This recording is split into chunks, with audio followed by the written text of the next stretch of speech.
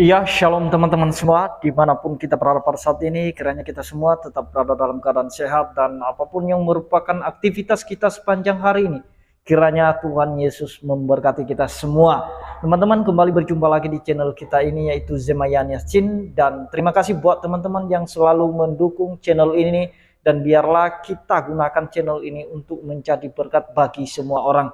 Teman-teman, pada video kali ini saya akan membagikan kepada kita semua satu video di mana ada satu keluarga muslim datang di acara ibadah atau acara persekutuan pada saat itu, dan kemudian ada pendeta yang mendoakan mereka sehingga mereka mengalami satu mukjizat. Mereka percaya pada mukjizat dalam nama Yesus. Nah teman-teman, jangan kemana-mana, videonya yang berikut ini.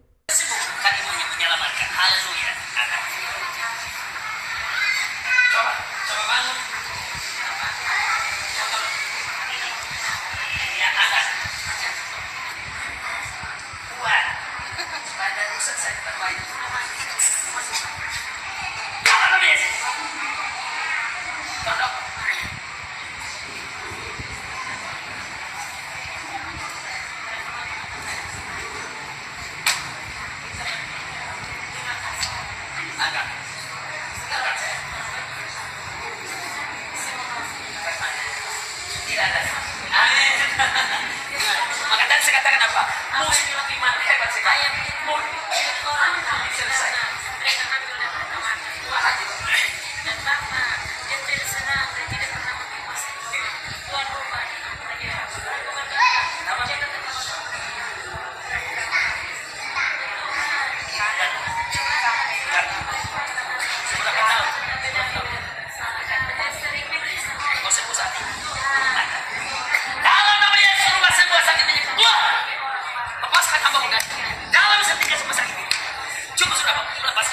Haleluya.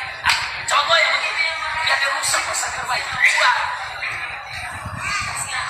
Sakit, coba bangun saudara. Apa? Tinggal lu dulu. Dalam nama Yesus. Coba lu dulu. Sempurna.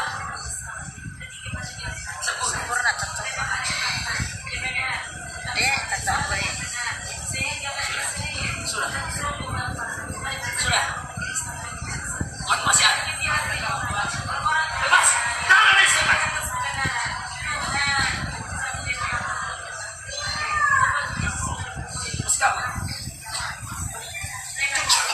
Haleluya. Dalam nama Yesus.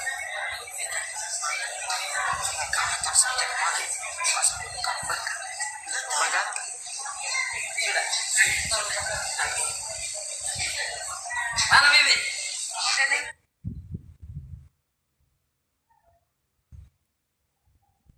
Katakan Yesus. Yesus. Yesus. Haleluya. Haleluya. Yesus. Haleluya. Haleluya.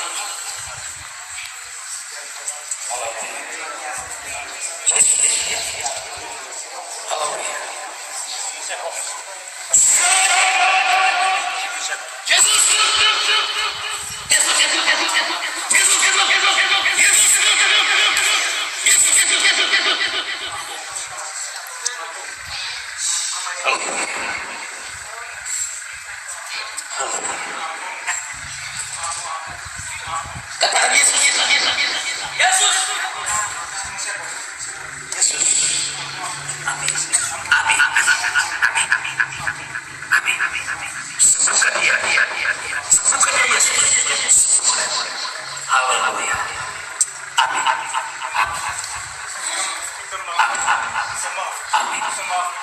Habis. Saya minta maaf. Saya belum bicara lagi. Saya tinggal di mana semua.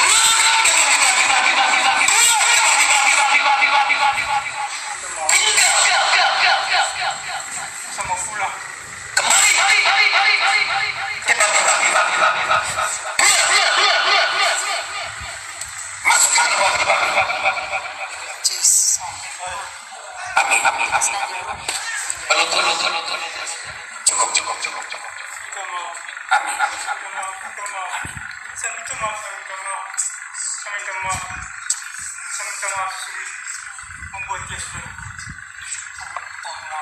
Jus.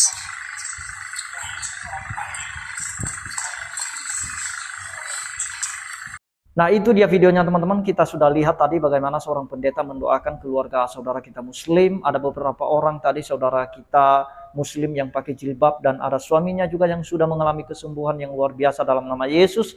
Dan kita percaya bahwa hanya di dalam nama Yesus ada kesembuhan. Mungkin di setiap agama yang ada di dunia ini, mungkin ada cara mereka bagaimana untuk mendoakan orang sakit dan bagaimana untuk memberikan obat kepada orang sakit. Mungkin secara supranatural pun mungkin ada di setiap agama masing-masing. Tetapi anehnya kenapa saudara-saudara kita yang muslim ini begitu banyak yang datang kepada para pendeta untuk minta didoakan, disembuhkan dalam nama Yesus. Apakah mereka tidak percaya bahwa di dalam keyakinan mereka juga ada kesembuhan? Apakah mereka kurang percaya? Kenapa harus mereka datang kepada pendeta dan meminta untuk didoakan? Berarti ada hal yang cukup luar biasa di sini. Nah, jadi teman-teman, ketika kita melihat setiap orang saudara-saudara kita yang muslim datang kepada pendeta, dan juga bahkan kita lihat yang viral-viral pendeta Andi Simon ya, banyak orang-orang muslim yang dia doakan. Tetapi dalam hal itu semua teman-teman, ada yang lebih penting daripada mukjizat itu, yaitu Injil Kristus diberitakan. Karena yang menyelamatkan jiwa itu adalah Injil. Kalau mukjizat itu hanya menyelamatkan fisik saja, bagian mana yang sakit disembuhkan, itu mukjizat yang luar biasa. Tapi mukjizat yang terbesar adalah ketika jiwa seseorang itu diselamatkan. Nah, pertanyaannya, apakah setelah mereka mendoakan saudara-saudara kita ini dan mereka sudah memiliki kesembuhan atau disembuhkan melalui doa para pendeta itu, apakah ada follow up selanjutnya atau bagaimana? Kalau kita hanya mendoakan mereka di situ kemudian sembuh dan kemudian kita tinggalkan, bagaimana mereka setelah mengalami kesembuhan, bagaimana keyakinan mereka terhadap nama Yesus yang menyembuhkan itu? Jadi harusnya begitu. Jadi teman-teman, itu tidak masalah karena Alkitab juga sudah sebenarnya mencatat mengenai hal itu. Karena ada 10 orang sakit kusta itu datang kepada Yesus dan semuanya disembuhkan. Tetapi yang kembali untuk memuliakan Tuhan hanya 1 orang saja. Bayangkan. Jadi yang 9 orang kemana?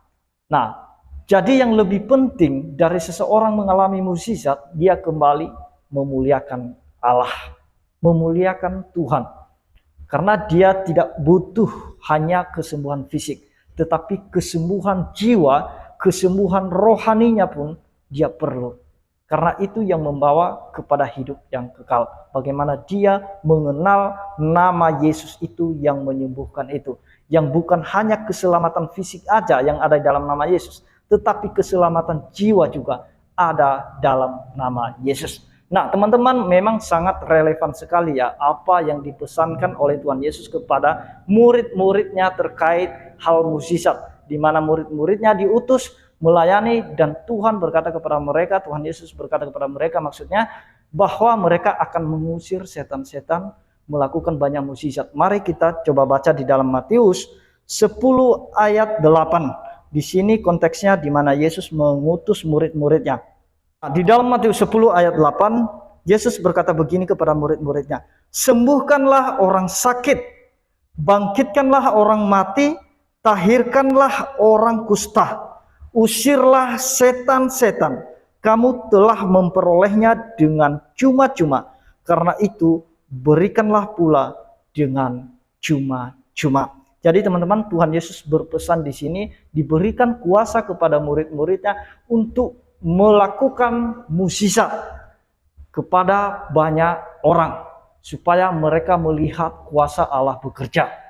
Nah, teman-teman, jadi Yesus berkata bahwa ketika mereka sembuh, berikanlah itu secara cuma-cuma, jangan meminta apapun dari mereka ketika mereka mengalami suatu kesembuhan. Kecuali kalau dukun ya, kalau perdukunan iya. Nah, kalau dia menyembuhkan atau mengobati orang pasti ada bayarannya. Nah, jadi kalau mendoakan orang sakit dalam nama Yesus itu tidak perlu dibayar ya, itu gratis.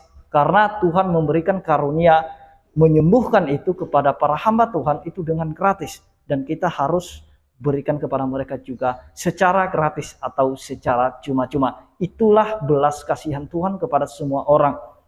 Jadi teman-teman, inilah pesan Tuhan kepada kita, di mana dia katakan di situ, usirlah setan-setan. Kita lihat tadi di video yang sudah kita tonton, ada orang yang kerasukan setan. Nah, jadi dia juga mengalami kesembuhan dalam nama Yesus, di mana diusir setan dalam nama Yesus. Bayangkan kalau setan-setan aja tunduk pada nama itu, berarti kita harus berpikir bahwa Yesus itu, namanya itu bukan nama sembarangan. Nah, nabi-nabi yang lain tidak pernah ada setan yang tunduk pada nama mereka, kecuali nama yang satu ini. Itu cukup luar biasa untuk bisa kita pahami ya, bahwa memang Yesus itu benar-benar Tuhan, dan di dalam namanya tunduk segala roh-roh jahat. Nah, jadi apalagi kita yang mengikut Yesus, kita harus tunduk pada perintah dan firman Kristus itu.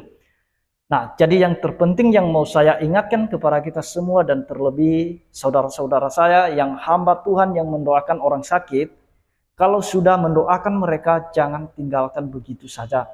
Lakukan follow up dan beritakanlah keselamatan itu yang ada dalam nama Yesus. Karena firman Tuhan berkata, di dalam nama Yesus ada berita pengampunan dosa.